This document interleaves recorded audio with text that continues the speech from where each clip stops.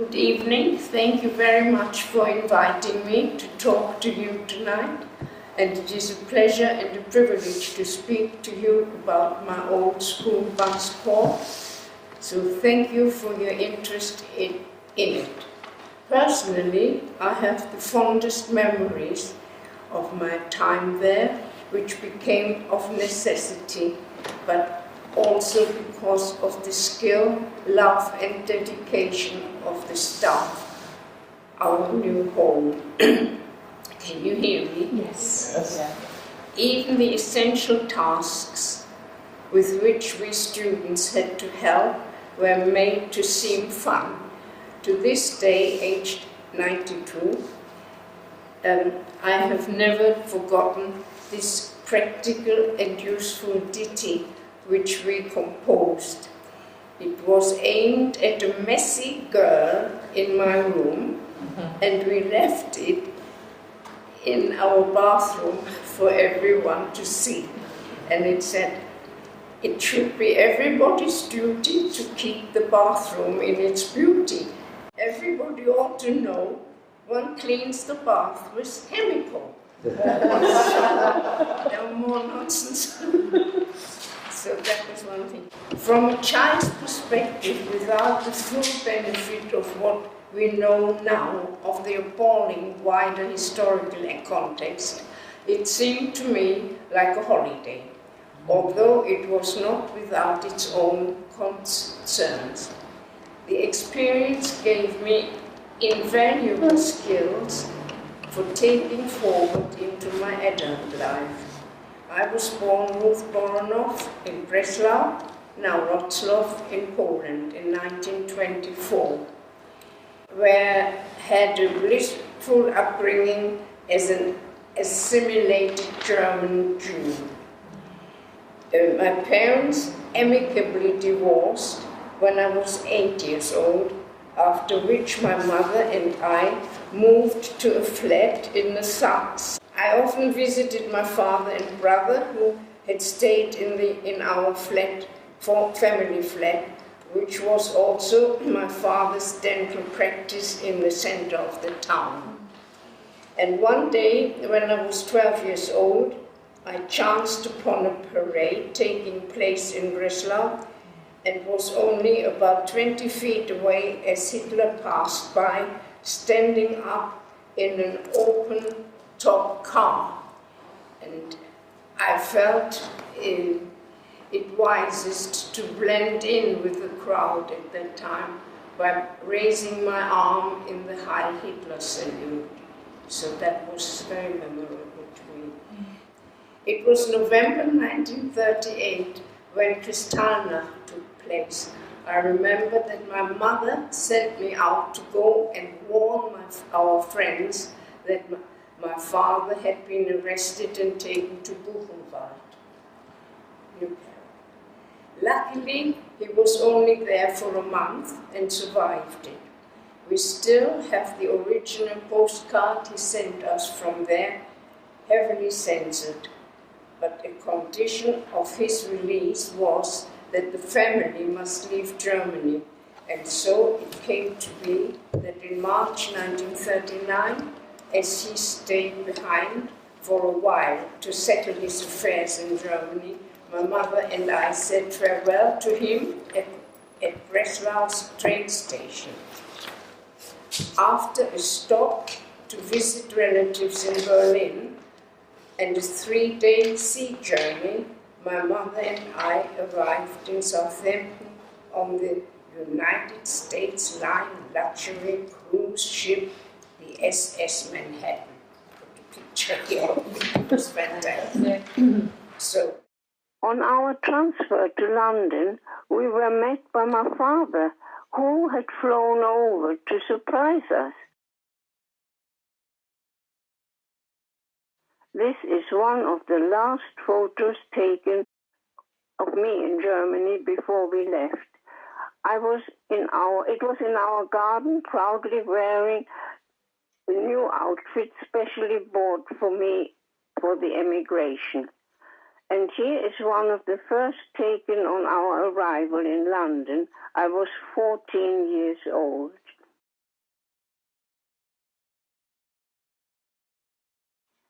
Shortly after we got here, my mother took me to stay at Bunscourt.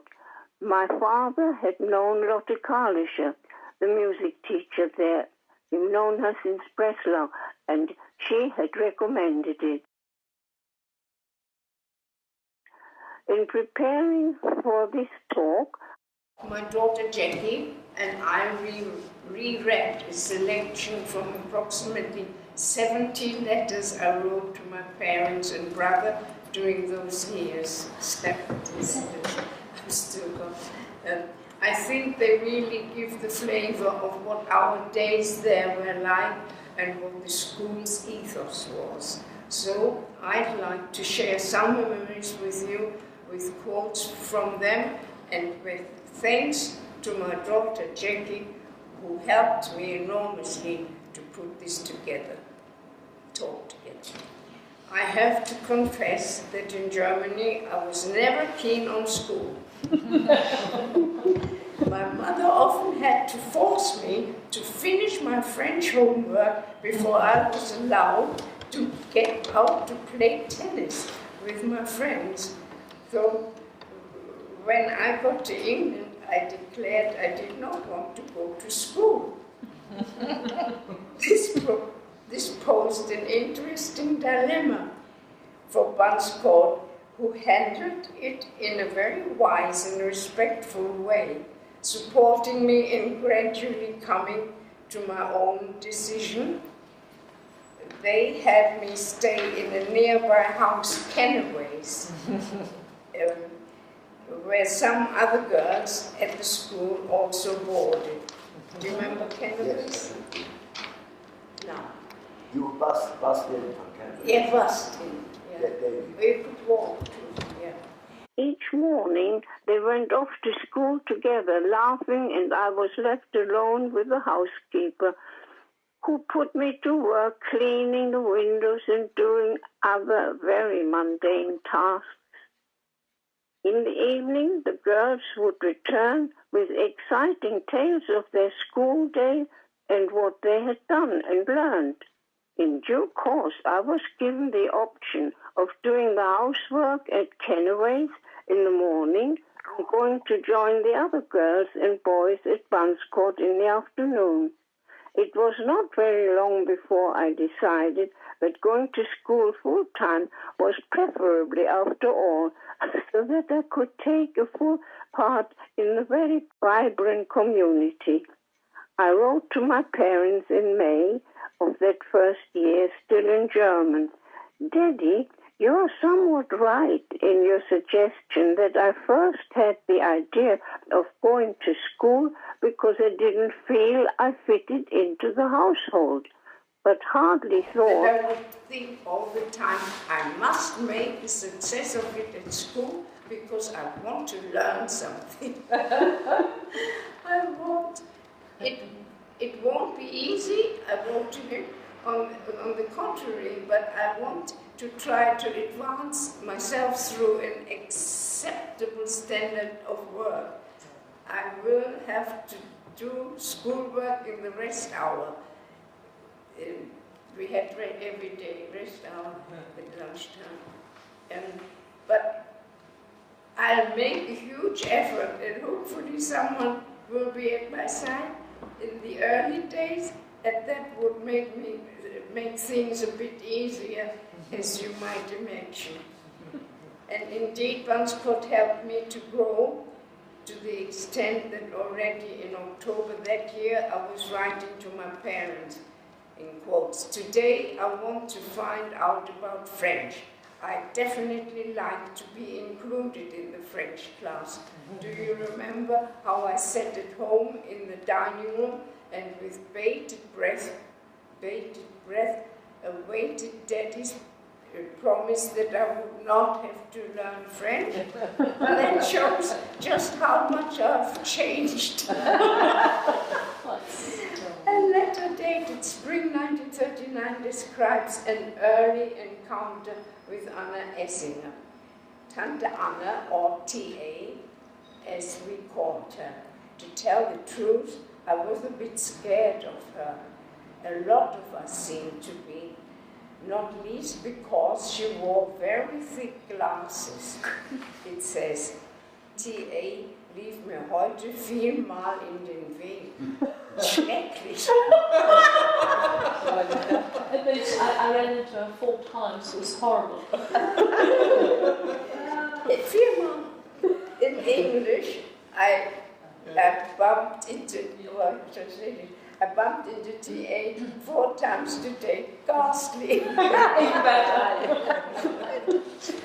A letter to my parents a month later, written mostly in English, mixed with the odd German word, describes a typical day and how the care of us as individuals, practical considerations and formal learning were always artfully blended. Now I will try to tell you my day today. In the morning I went to Miss Kardischer, the music teacher, and she told me a lot of you all and also in what class I shall come. We had lessons with open doors. They were the same that we saw there. Open doors first, our mathematics, then biology, history, English and German. The mathematic, we stayed in our class and we made things which I don't know. In biology we took auseinander, apart. A rabbit, that's what I wrote, the letters still half English and half German. Auseinander, apart. A rabbit and a Bauch, stomach and took out all the Eingeweide, all the guts. It was very interesting. So, in history, we went to the open-air theatre. You know it, don't you? Because you came to take me there in the first place. And there we played the Entwicklung, the development of a war. Is that right? Yes, development of a war. I haven't understood anything. Every day we got up at 6:15, started the day with gym. That was nice, which I loved. It has stood me in very good stead ever since. A recent visit to my GP resulted in her audibly gasping in surprise at my agility instead of expressing the empathy for which I had been hoping. So this is now. Even lunchtime, when teachers and children joined hands, and Tante Anna would say, children, love one another, and if that's not possible, at least respect one another, was used as an opportunity for reinforcing our sense of community and social responsibility towards others. That was quite a good picture. Birthday and festivals were always lovingly observed by making music together, and music was a very important part of both our education and leisure time at Buns Court. Not all lessons were formal. One day Heintje, our cook, Gretel Heid, sent round a message to the girls saying that if any of us was interested in receiving sex education, she would arrange a lesson. And a group of girl friends and I took her up on that. Now I'm interested. Now I'm really interested. The cold shower comes in again. Up on that offer. Such was the atmosphere at the school that it wasn't in the least awkward or embarrassing. Rather, we considered it very helpful. This lesson, like all others, was given in English. We were discouraged from speaking German, even amongst ourselves, in our leisure time, Tana Anna felt it was part of our duty in becoming British citizens to speak only English. And by June 1940, I was writing to my parents, we speak to German, we speak no German word anymore. What is very pleasant. What is very pleasant. Once the war started, we children were expected to help with additional duties. For example, I quote from a letter of the 6th of September 1939. We had to do a lot with blackout. Every window has got his curtains. His curtains. And every day there is written down the time when we have to black out. Now it is 7:30 and we are allowed to have the light on till 9:15. We have to have a chair beside our bed, a pair of shoes and stockings, and the gas mask has to lie on it. Once we had a rehearsal, and today early in the morning we were warned from Faversham. So we went down in the hall, but everything was all right again and we could get dressed. And we were all allowed to listen, and we were allowed to listen to the 6 o'clock news, but there is also always everything important written down in the hall. Today we have got lovely weather in the morning. I had to iron 1.5 hours, but not for me, only for the sewing room. I schwitzed it. I sweated appallingly. The teachers taught by offering positive encouragement. Tante Anna never called me to come and see her to tell me off, only to praise me. For example, a postcard dated 11 September 1941, sent to my father, referring to my matriculation exam, says, I passed. Imagine that. Really, I'm still quite pale and trembling. But TA just came in and brought the news. She even gave me a kiss, and she said, I'm especially glad about you. Clearly, whatever other talents I may have had, no one, including me, had expected I would excel academically, but the school had helped me to focus and to succeed. The school, you know, the way she taught. Wormleighton, our English teacher, who we affectionately called Wormy, wrote encouraging comments in my English essays, such as, there is some of your best writing here. The essay is very well conceived and sustains the interest from the opening sentence to the last. Very promising work. So that was that. To the extent that in February 41, I wrote to my father. I hope it doesn't bore you now. No. I wrote to my father. He was quite strict, my father. Now, what do I have to tell you from here? There is one good news. I have attempted an essay last week, not a descriptive story, and have written about the right to work. And I succeeded.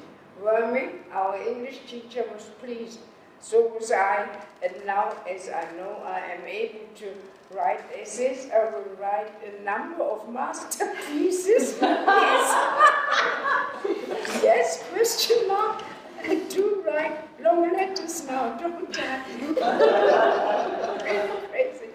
In June 1940, Anna Essinger was told at 3 days' notice to evacuate the school. She found transport. Was it 3 days? It was 10, 3 days. Oh, right, sorry about Maybe that. the children got told. And it's possibly been extended. Then extended. Is that before? Yeah.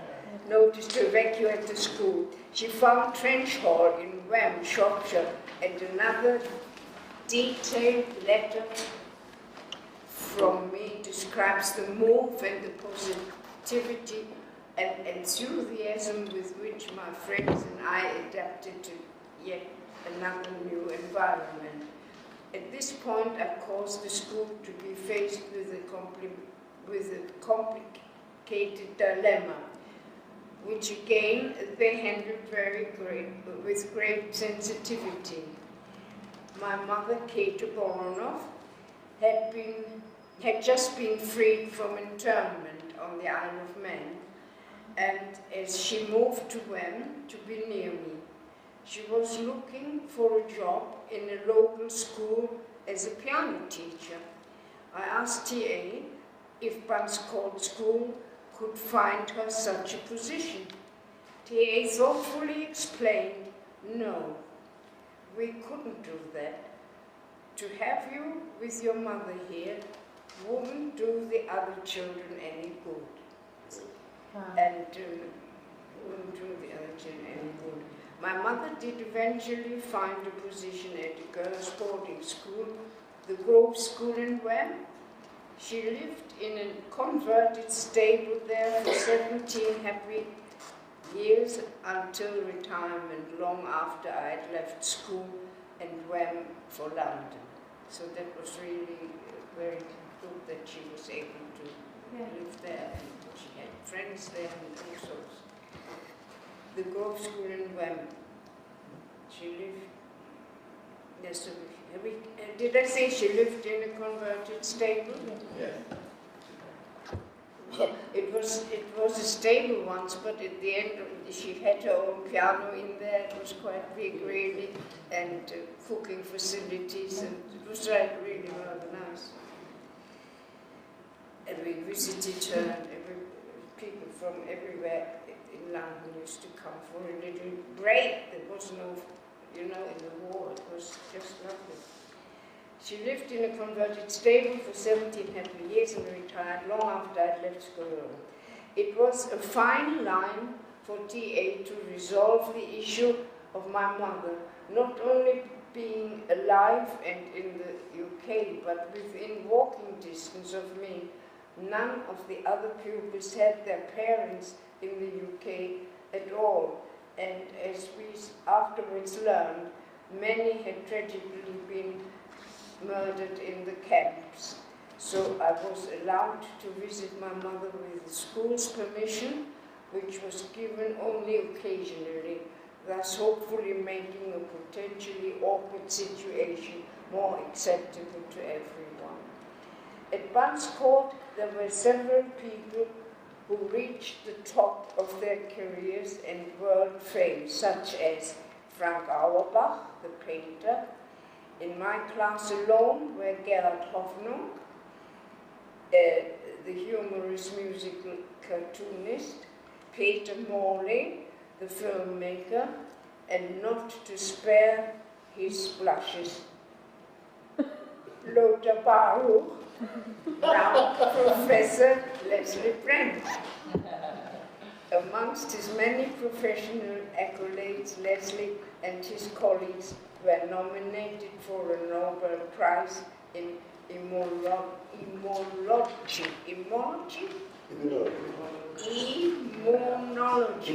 Got it?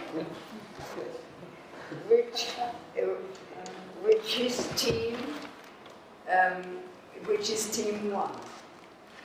London's Hammersmith Hospital has the Leslie Brent Laboratory, and the school in Berlin recently named an annual prize in his and Anna Essinger's joint honor. Is that so? Yeah, it's very good. Was all this an incredibly coincidence? Likely not, and Anna Essinger and Banscourt must surely share some of the credit for empowering people to attain their full potential, despite the absolutely terrible circumstances.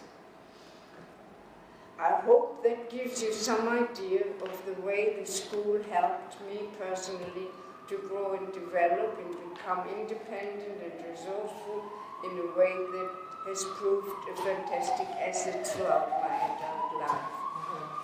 I will always be most grateful to Bansko for those much treasured and invaluable years which, despite the horrors going on in the wider world, which inevitably also touch our lives forever, lovingly gave its pupils the skills and spiritual strength to strive. See.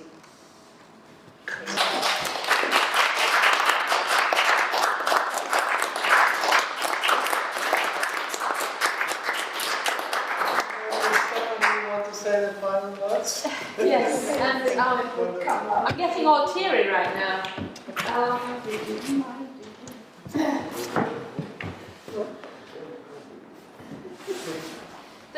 The story you just told is that of people who care for children, who want to see them succeed and be the next generation and making a difference. Yeah. And I personally was fortunate to go to such a school that, after some detours, made me become a teacher, because I came back from abroad and I was asked what I wanted to do, and I said, I have no idea. There's so many possibilities. I could do this and that and that, but what I really want to do is give something back.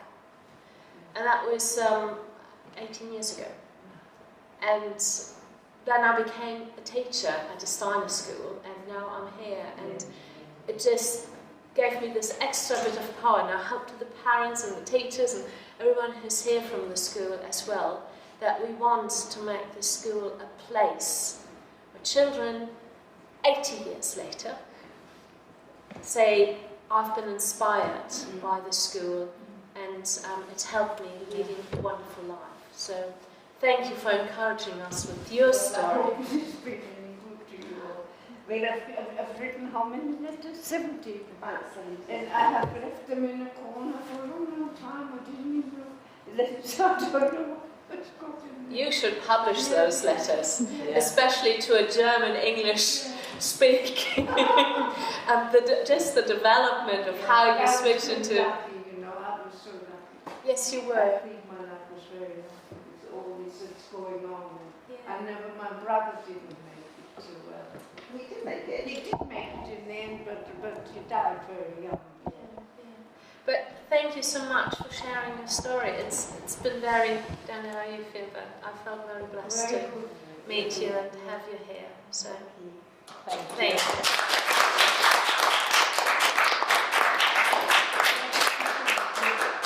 Oh, amazing. Being 92 and starting a career as a lecturer. You just started your career as a lecturer. Lecturer. I see myself there.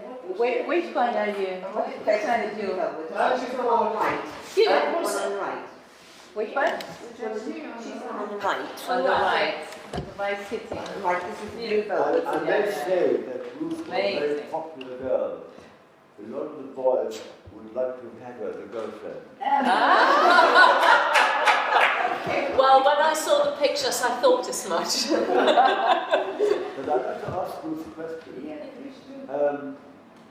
I do ask you one afterwards, yes. Right. It's hard to do these nights. There are quite a few people that TA had one weak point. I can't hear you, darling. It is said by some old Banscotians that TA had a weakness. And the weakness was that she, on the whole, preferred boys to girls. Oh, yes, you said. I don't know whether that is your experience. Yeah. But, for example, she encouraged boys to continue some kind of academic career. She had great expectations on them. But for girls, become a secretary, or, for example, Annemarie Meyer, who was a very clever girl, became a secretary, and then eventually the secretary of the Warburg Institute, and became a very great influence there. But on the whole, her expectations of girls were lower. Did you think that? I can't say that myself, no. I didn't have very much to do with her. That may be the reason, I don't know. It's interesting that the list of famous people from the school there is predominantly men. Yeah. So that would, I think it was, I mean, but with all reform pedagogy, I think this picture of what men should do, being a provider and going out in the world, and what women should do, might still have been part of her, just because, I mean, she was born in the 19th century, so... It's probably still much just the general thinking. Yeah, could be. Yeah. Yes, I think you're probably right. Yeah. I think it's might have been with many other reform pedagogic schools as well, just that time of the development. But then again, we're still struggling. So. Of course, Ruth was exceptional in that she had her parents in England. Most of us didn't. Some of the kindergarten children who came over were, after the war, reunited with their parents, who had survived in Germany in dire circumstances very often. And that was could be quite difficult because of the experience of the parents during the war years and the fact that the child had become very English and very often it didn't work. They just couldn't get on with each other, which is very tragic. Yes. Has anyone seen the play Kindertransport? No. It was recently performed by Boronow. Yes, and there's another performance going on somewhere else. It was written by Samuels. It's a very interesting play about which packs a lot into it actually, not perhaps too much, but it's a very fascinating play about the problems between a mother and her daughter who are reunited. When I did my radio program, after I've done the newspaper article about it, I was asked by Radio Deutsche Welle to interview Martin Lubowski, who was also one of your fellow pupils from Barnes Court. And they wanted to frame it within the refugee framework of the Syrian refugees and the middle Mediterranean catastrophe. What strikes me, and that was the grain of that small feature that I made, is that this school that the two of you were at brought the best out of you and led you into this successful life and career. And when we look back now in this day and age at the refugee crisis, we see, people who with torn clothes and who some people on the far right think they will never integrate, there will be a problem. And yet you are the best proof to us that refugees are an asset, if only given the chance. Yes, and that for me is the power of that. I totally agree with you. That's the point I made in my speech and the interviews I've given to various people. Refugees are considered to be a problem, a burden. But I don't know anyone who came over in the Kindertransport who hasn't made a solid contribution to that in this country. And I'm quite sure that any